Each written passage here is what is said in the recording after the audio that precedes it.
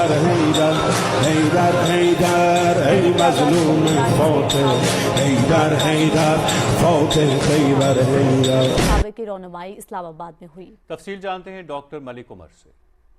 نقوش صابر کی تقریب رونمائی سے خطاب کرتے ہوئے مقررین نے تحریک آزادی کے مجاہد سید صابر حسین شاہ کاظمی کی زندگی اور ان کی خدمات پر روشنی ڈالی. انہوں نے کہا کہ تحریک آزادی کے مجاہد ہمارے قومی ہیروز ہیں جن کی خدمات کو کبھی فراموش نہیں کیا جائے گا. دوسری جنگ عظیم میں کے دوران ہی یہ برٹش آرمی میں بھرتی ہوئے تھے. جنرل گریسی، جنرل ولسن اور صدر پاکستان جنرل ایوب صاحب جو ہیں ان کے ساتھ بھی انہوں نے اسٹاف کار پہ ڈیوٹی سر انجام دی ہے.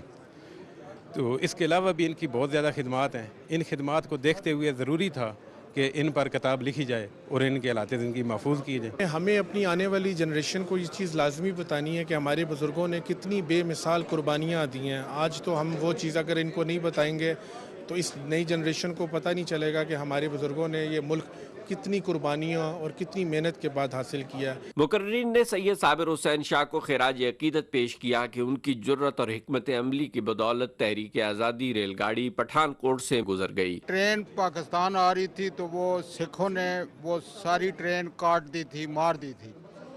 یہ وہ صابر شاہ صاحب ہیں، ان کے ساتھ شاہ سوار شاہ صاحب تھے اور ہمارے گاؤں کے ایک دو اور بندے تھے. اپنی پاور کے تحت اپنی ان کے پاس LMG گنیں تھی اور وہ گنیں آ کے ریلوے اسٹیشن پٹھان کوٹ سے چلائیں. ٹرین والے کو حکم دیا کہ آپ چلیں. وہ کٹی پٹی لاشیں اپنی اٹھا کے تو پاکستان لاہور کے لیے روانہ ہو گیا تھا. محسن کاظمی صاحب جو انصاف کے والے سے کام کر رہے ہیں، نو ڈاؤٹ کہ اس دور میں اپنے نسب کے حوالے سے اتنا معتبر کام سعادت بھی ہے اور مزید دعا گو ہیں کہ اللہ اپنے دربار کے توفیق دے. مقررین نے کہا کہ سید صابر حسین شاہ کاظمی کے حالات زندگی اور خدمات کو نقوش صابر میں مجتمع کرنا بہت اہم کام ہے، جس پہ کتاب کے مؤلف سید محسن رضا کاظمی مبارکباد کے مستحق ہیں. ڈاکٹر عمر ملک، پاکستان ٹیلی ویژن نیوز، اسلام آباد.